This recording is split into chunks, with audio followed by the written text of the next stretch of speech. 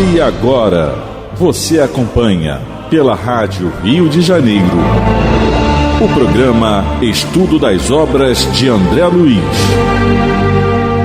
Vamos refletir sobre o livro Nosso Lar.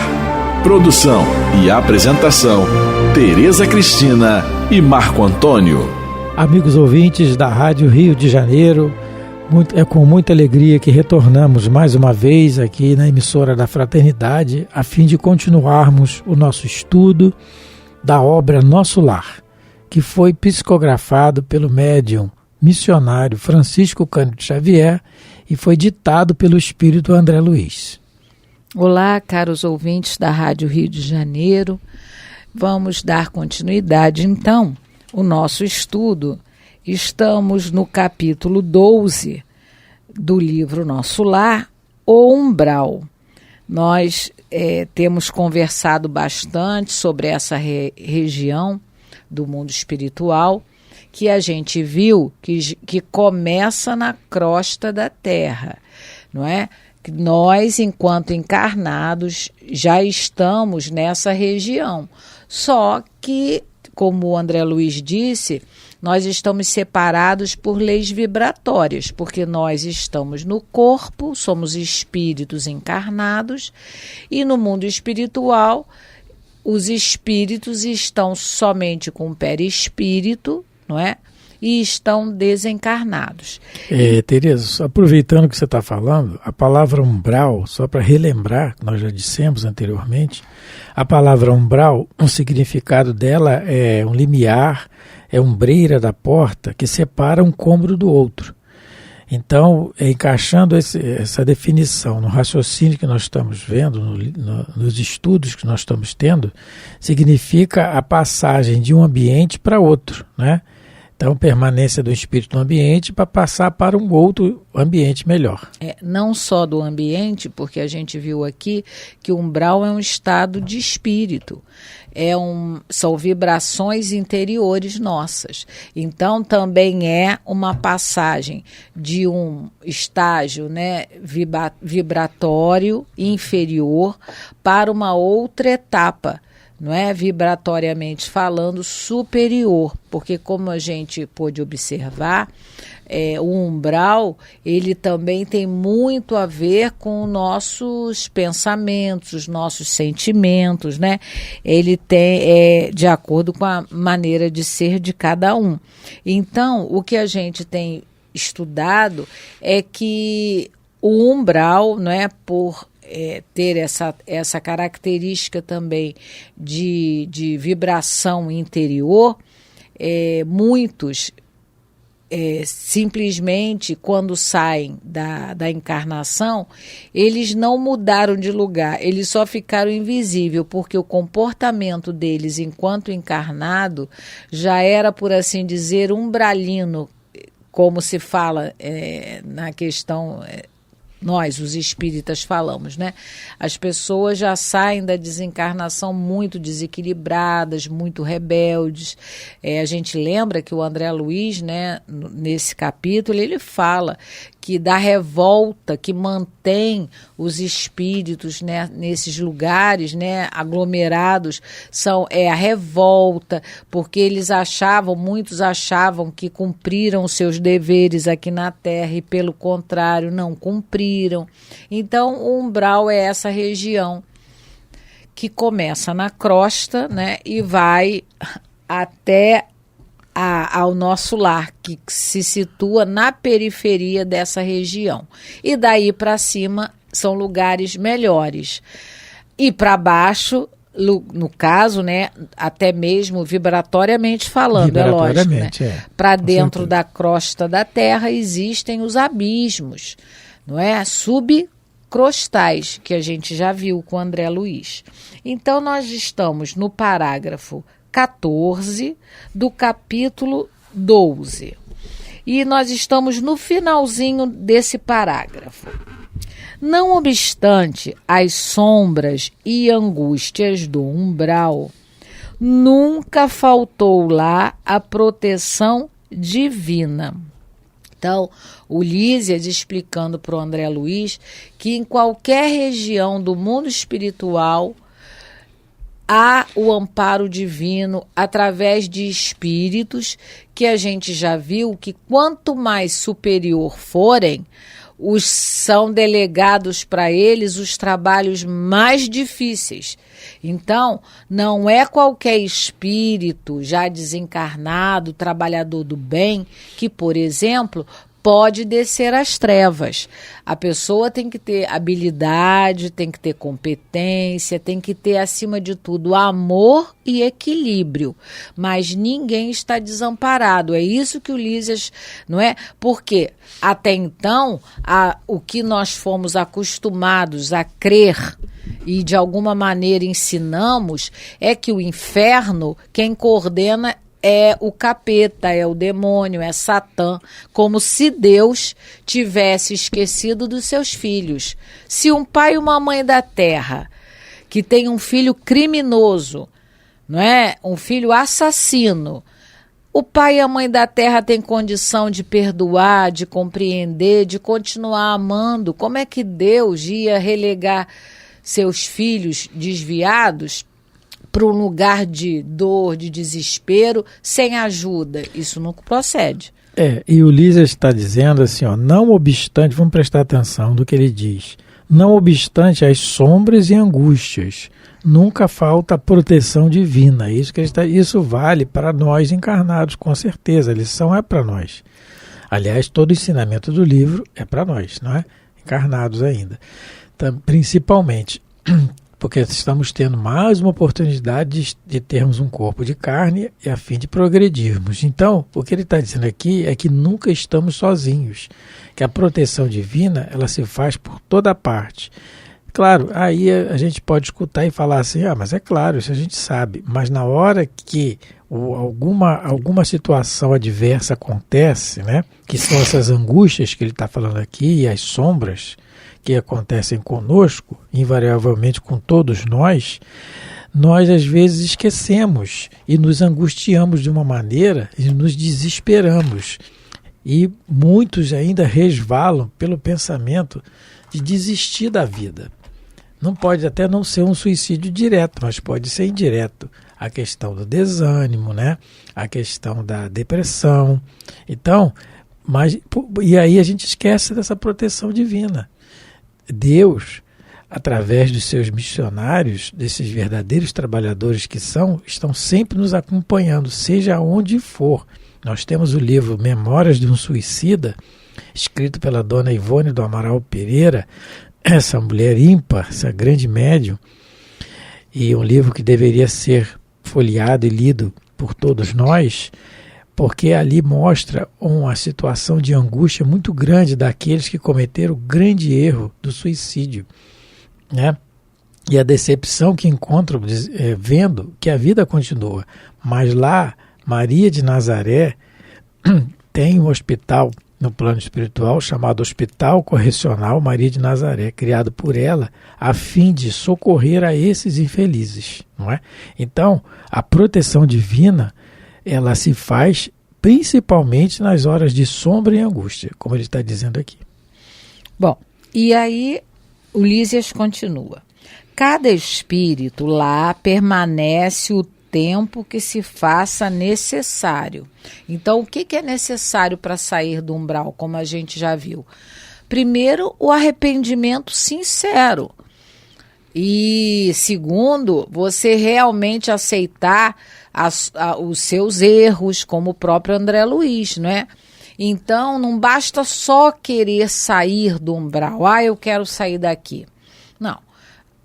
Lá, e mesmo para nós, enquanto encarnados, as nossas atitudes têm que ser modificadas, os nossos pensamentos, a nossa conduta, para a gente sair de uma situação aflitiva, de desespero. Nós realmente precisamos mudar, não é, o que a gente sente, o que a gente pensa e o que a gente faz. Então, todos nós, enquanto encarnados, passando por alguma aflição, algum testemunho mais sério, só vai depender de nós a maneira de como nós vamos lidar com a situação que muitas das vezes se faz inevitável. Não tem como, não é? E uma dessas situações que nós não temos como mudar é a desencarnação de alguém que a gente ama. Se a gente não mudar o comportamento e o sentimento quanto a esse fato, a gente pode adoecer e até desencarnar também como um tipo de suicídio indireto. Então, tanto no umbral quanto nós, os encarnados, né, os espíritos que estão lá, desencarnados, e nós, os encarnados, não basta querer sair de uma situação. A gente tem que se esforçar e trabalhar, né, os nossos pensamentos, os nossos sentimentos e os nossos atos, para que a gente se equilibre e possa sair da situação aflitiva. Aí cabe a oração, a meditação, isso ajuda bastante. E Allan Kardec, no livro Céu e Inferno, na primeira parte, no capítulo 5, no item 7, ele afirma assim: a revelação dos espíritos e dos exemplos que nos oferecem, pela revelação dos espíritos e dos exemplos que eles nos oferecem, sabemos que o prazo de expiação está subordinado ao melhoramento do culpado, né? Porque Kardec combate sistematicamente a questão da ideia do inferno eterno. Isso não existe. Isso aí é uma coisa que cultivamos durante muitas existências, né? Muitas vezes por interesse, por comodismo e por outras coisas. Mas isso não existe. O que existe é o prazo realmente, a expiação, quer dizer, aquilo que a sua consciência ainda o acusa, mas na medida que, como o grande exemplo que nós estamos vendo aqui no livro Nosso Lar, do próprio André Luiz, na medida que se reconhece o erro e a partir do reconhecimento desse erro se melhora, aí sim, aí começa a oportunidade do regresso ao equilíbrio, não é? E é aquilo que a Tereza comentou agora, a questão do preparo sobre isso, né? Da questão da preparação religiosa, que o André Luiz enfatiza tanto, né? Se a permanência dele no umbral, falta de preparação religiosa, o que é isso? O raciocínio sobre a vida, porque a religião, ela nos religa a Deus. Então isso faz nós raciocinarmos sobre a vida, e o espiritismo, muito mais ainda, porque ele traz a prova concreta, cabal, de que a vida continua, de que a morte não existe, e que nós temos que lutar contra essas questões que ele fala, que o Lísias fala aqui, das sombras e das angústias. Todos teremos problemas, todos. E quanto mais no trabalho do bem, mais problemas vão vir. Não tem nenhum espírito superior que veio à Terra, seja em qual religião que seja, que ele não tenha sofrido. Isso aí é patente do nosso planeta ainda, da nossa casa. É um planeta de expiações e provas, não é? Isso. Então, que lutemos sempre contra isso. E aí o Lísias continua falando assim: para isso, meu amigo, permitiu o Senhor se erigissem muitas colônias como esta, consagradas ao trabalho e ao socorro espiritual, porque Nosso Lar é uma das colônias que existem aqui no Brasil, mas existem milhares, que existem colônias espirituais nas trevas, existem colônias espirituais acima do umbral. No caso, a mãe de André Luiz, ao que parece, ela habita uma colônia superior. Então, o Divaldo Pereira Franco fala, né, a Dona Otília Gonçalves fala no livro Além da Morte, da colônia Redenção, que é localizada em Salvador. E como a gente comentou aqui, tem colônia para todos os gostos e para todos as categorias, vamos dizer assim, de conhecimento e virtudes, para todos os gostos, né? Então existem muitas colônias, como ele diz aqui, que Deus permitiu que fossem erigidas para que acolhesse esses espíritos que realmente já estão aptos a se deslocar dessa região e continuar a sua jornada evolutiva.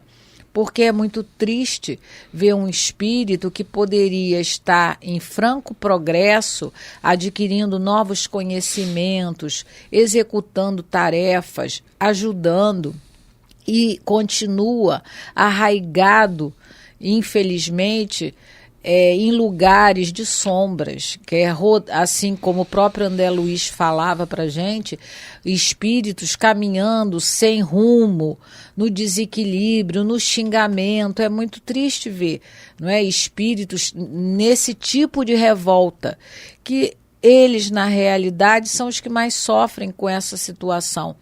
Infelizmente, nós também, enquanto encarnados, às vezes agimos assim, achando que a nossa violência vai maltratar o outro, mas o primeiro a ser maltratado é aquele que sente a violência.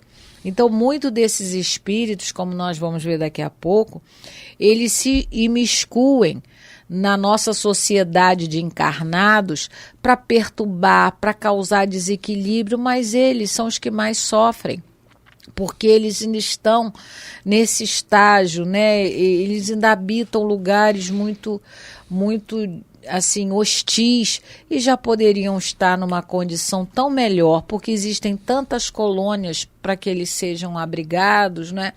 Então, a gente não deve ter, como muitas pessoas têm, às vezes fica com raiva desses espíritos que perturbam, que são os chamados obsessores, mas a gente tem que ter um outro sentimento por eles. A gente tem que ter compaixão, porque por mais que eles perturbem, eles são os primeiros que se infelicitam com isso. Os espíritos nos ensinam que os chamados obsessores, né? Eles, às vezes, têm a costa muito larga, têm culpa de muita coisa, mas eles são os verdadeiros fiscais de nossa vida e nos ajudam, porque a única maneira de nos afastarmos da influência deles é mudar o nosso comportamento. Isso. Então, sem essa fiscalização fica difícil, né? E eu peguei aqui uma frase do livro Ação e Reação, em que o instrutor Druso fala com o André Luiz assim, que é bem aquilo que nós estamos conversando. O bem, de um modo geral, será sempre nossa decidida cooperação com a lei de Deus, a favor de todos, ainda mesmo que isso nos custe a renunciação mais completa. E é assim, na medida que nós conseguimos fazer o bem a favor de todos, aí nós temos que treinar essa questão da renunciação, né, mais completa, a renunciar aquilo que às vezes gostaríamos de fazer em favor da alegria do outro. Então isso é o bem, esse treinamento que nós temos que fazer. É disso que isso que vai nos tirar desse estágio de tormentos e angústias, que é o chamado umbral. Isso. E aí o Lísias vai continuar. Não, agora quem vai falar é o André Luiz. Depois dessa explicação, o André Luiz vai falar assim. Creio então, observei, que essa esfera se mistura quase com a esfera dos homens. Sim, confirmou o dedicado amigo, e é nessa zona que se estendem os fios invisíveis que ligam as mentes humanas entre si. E Tereza, antes de você comentar, porque encaixa no que ele está falando aqui, o que ele falou anteriormente, né? Sim. Ele fala assim, o André Luiz, mas essa esfera se mistura quase com a esfera dos encarnados, né? Que o André Luiz está dizendo. E ele fala, sim, meu amigo, é isso mesmo, né? Se estendem fios invisíveis de lá para cá e daqui para lá, ligam um ao outro. E aí no livro também Ação e Reação, o instrutor fala com o André Luiz assim, o que existe de fato é o imenso umbral situado entre a terra e o céu, dolorosa região de sombras erguida, agora que é importante, olha, erguida e cultivada pela mente humana, em geral rebelde e ociosa, desvairada e enfermiça. Então somos nós os responsáveis, também contribuímos com os nossos pensamentos, muitas vezes de rebeldia, né? De revolta, de indisciplina, porque tudo começa no pensamento. Qualquer atitude nossa de falar ou de movimentar as mãos, os braços, o corpo, o olhar, né, também, começa no pensamento. Então, se faz necessário, a doutrina espírita está nos dizendo que se faz necessário educarmos o pensamento, não é? Educarmos o pensamento constantemente. No livro Libertação, no capítulo 6, quando o André Luiz ele vai visitar uma cidade chamada por ele mesmo de Cidade Estranha, que é uma colônia... É capítulo 4, amor. Não, esse que eu vou ler, desculpa, esse então, que eu vou ler é o capítulo 6. Ele apresenta no capítulo, desculpa. Sim, ele apresenta a cidade no capítulo 4, Mas a observação que ele vai fazer, que o Gúbio, que no caso, é o Gúbio que vai fazer, porque em cada livro que André Luiz trouxe para nós, tem um mentor que o dirige, que o corrige, que o ensina, né? Então, ele fala assim no capítulo 6... Não me diste ainda, respondeu Prestimoso, no caso Gúbio, a extensão do intercâmbio entre os encarnados e desencarnados?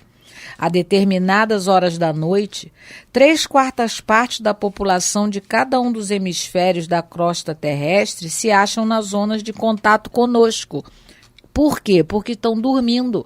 Quando a gente dorme, o nosso espírito abandona o nosso corpo, fica apenas ligado por vamos dizer assim, por um cordão, não é? Porque nós estamos encarnados ainda, e a gente vai para o mundo espiritual. Então, ele está dizendo isso, né? E a maior percentagem desses semilibertos do corpo, pela influência natural do sono, permanecem detidos nos círculos de baixa vibração.